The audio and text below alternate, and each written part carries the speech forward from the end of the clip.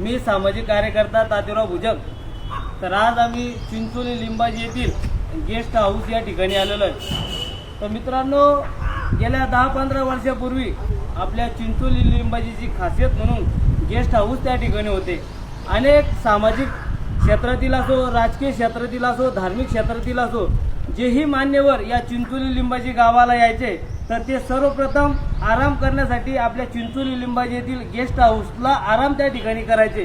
पण आज या गेस्ट हाऊसला आलो असता या 10-5 वर्षापासून या गेस्ट हाऊसची हाल इतकी बेकार या ठिकाणी झालेले आहे। एकदम घाणीचे साम्राज्य या गेस्ट हाऊसला या ठिकाणी निर्माण झालेलं आपण जाऊ दाखवा मोरे साहेब, हे दाखवा।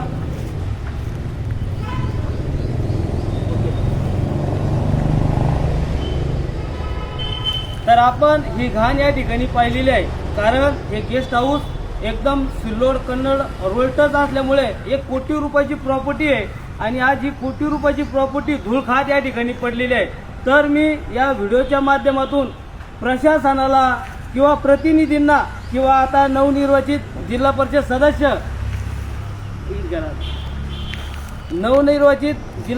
सदस्य किंवा ग्रामपंचायत बॉडीला या ठिकाणी विनंती करतो की कुठेतरी या गेस्ट हाऊसकडे लक्ष देऊन या गेस्ट हाऊसची जी हाल या ठिकाणी झालेली आहे, ही हाल या ठिकाणी नवीन इमारतीची मागणी या ठिकाणी करण्यात यावी।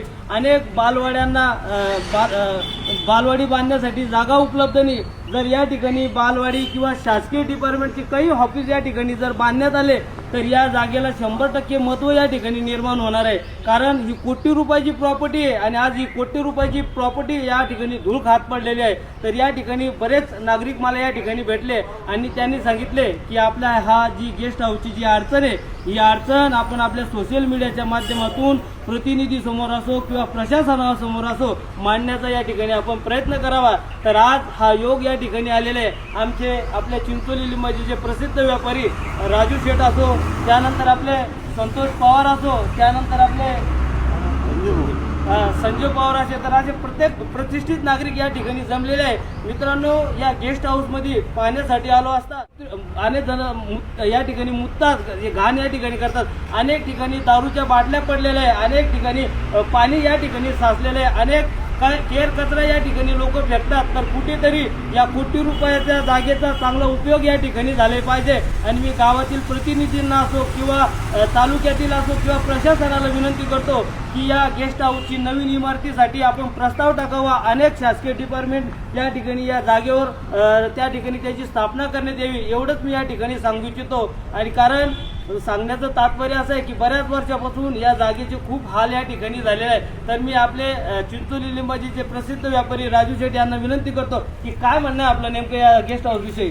तुम्ही जे बोलले ते सगळं मान्य आहे, पण याच काहीतरी शासन दखल घ्यायला पाहिजे। तर या ठिकाणी आपले राजू शेठ यांनी सांगितलेलं आहे की या गेस्ट हाऊसचं प्रशासनाने या ठिकाणी दखल घेतली पाहिजे आणि नवीन इमारतीसाठी नवीन प्रस्ताव टाकण्यात आला पाहिजे, जेणेकरून या कोट्यवधी गेस्ट हाऊसचा चांगला उपयोग या ठिकाणी आलेला आहे। आपण पाहू शकता की या इमारती या ठिकाणी मोडकळी झालेला आहे, एकदम घाणीचे साम्राज्य, अनेक काट्या कुपाट्या या ठिकाणी उपलब्ध। ती जुनी बिल्डिंग दाखवा, या इकडे सगळेजण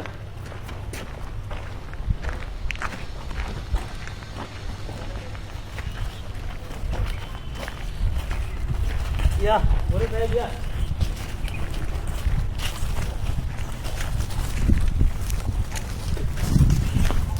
ये काटा दाखवा ना, बाकी काय दाखवा काटा हे बा असं आहे का गेस्ट हाऊस? हा, हे जाळी असे गेस्ट हाऊस राहते का माझ्याकडे घर? हे अशी गेस्ट हाऊस राहते का? असे गेस्ट हाऊस राहते का आमदार?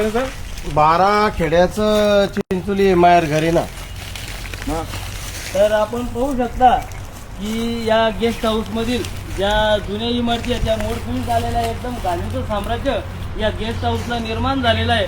कारण चिंचोली गाव, या चिंचोली गावाला अनेक खेडे लागून आहे, अनेक राजकीय पुढारी, 12 गाव, अनेक राजकीय पुढारी राजकीय क्षेत्रातील असो किंवा धार्मिक क्षेत्रातील असो या गावाला भेट देण्यासाठी येतात। पण कुठेतरी आराम करण्यासाठी जागा नसल्यामुळे आज या चिंचोलीचं मार्केट या गेस्ट हाऊसमुळे एकदम खालच्या थराचं या ठिकाणी झालेलं आहे। तर मी या व्हिडिओच्या माध्यमातून प्रशासनाला मी वारंवार या ठिकाणी विनंती करतो की या गेस्ट हाऊसला नवीन इमारतीसाठी आपण प्रस्ताव टाकून नवीन इमारत या ठिकाणी बांधण्यात यावी अशी सर्व नागरिकांच्या वतीने प्रशासनाला या ठिकाणी विनंती करण्यात येत आहे। धन्यवाद।